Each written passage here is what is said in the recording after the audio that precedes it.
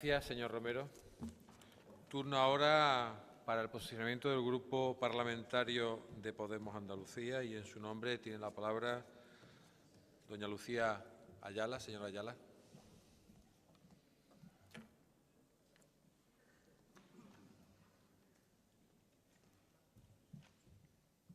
Señoría, tiene la palabra.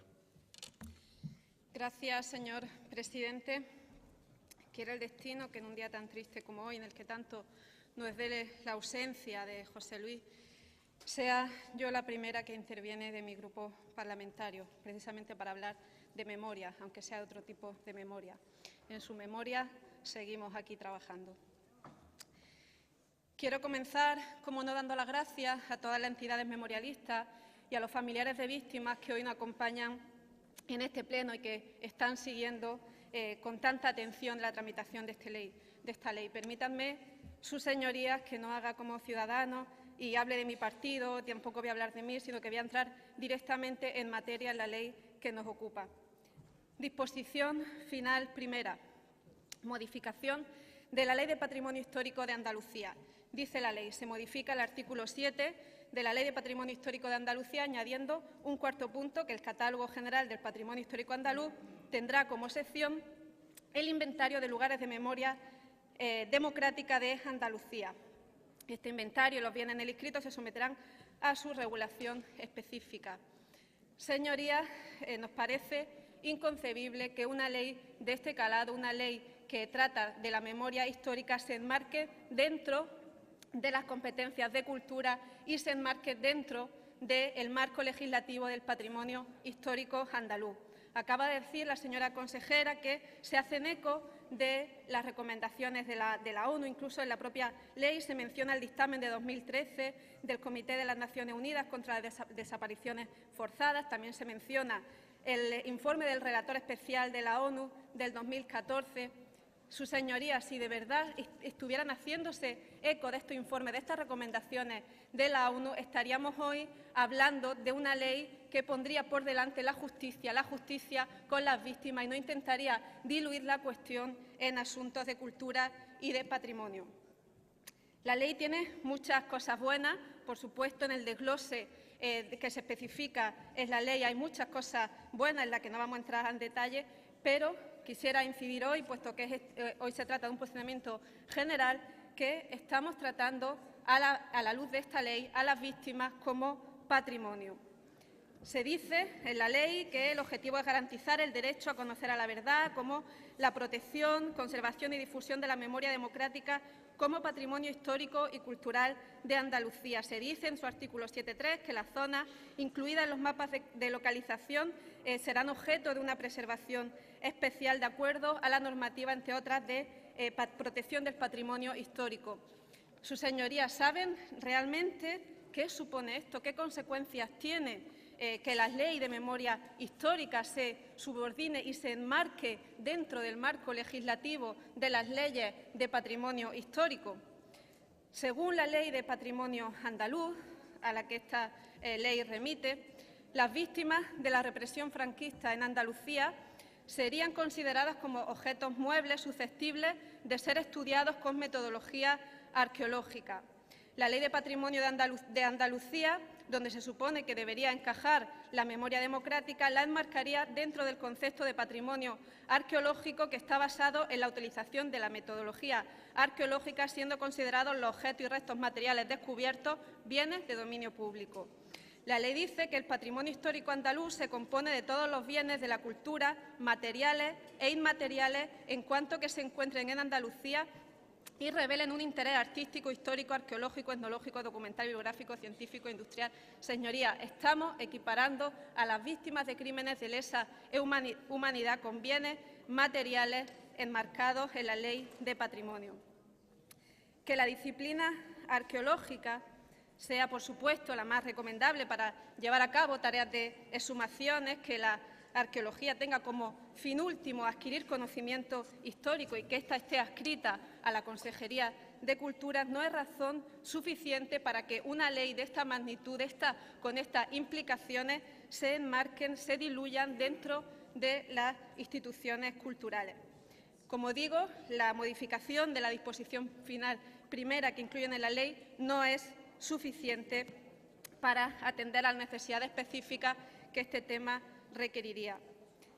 La Ley de Patrimonio Histórico Español, a la que también estaría asociada esta ley, no habla en los mismos términos. En el artículo 26, por ejemplo, según esta Ley de Patrimonio Histórico, los cadáveres de víctimas que fueran encontradas en fosas comunes o en cunetas de carretera serían considerados como objetos arqueológicos y teniendo, por lo tanto, todos los protocolos de actuación asociados a estos objetos arqueológicos. Conforme a la Ley de Patrimonio Histórico, las víctimas, por tanto, serían bienes muebles, insisto, de carácter histórico susceptibles de ser estudiadas con metodología arqueológica. Según esta ley, las víctimas deberían ser debidamente inventariadas, catalogadas, acompañadas de una memoria, y cito textualmente la ley, y remitidas al museo o centro de administración competente en el plazo que se fije.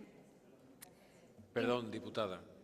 Yo rogaría a su señoría que el murmullo ya es un poco molesto e impide tanto a la interviniente como al resto que queremos escuchar con atención. Yo le rogaría a su señoría que quieran seguir haciendo el uso de la palabra fuera de este atril, que lo hagan fuera de la Cámara y dejen que los demás podamos seguir escuchando a la interviniente y también dejándola a ella que pueda intervenir bien. Su señoría sigue teniendo la palabra. Muchas gracias, señor presidente. Realmente cuesta mantener la concentración. Sigue la Ley de Patrimonio. Dice en su artículo 36, los bienes integrantes del patrimonio histórico español deberán ser conservados, mantenidos y custodiados por sus propietarios.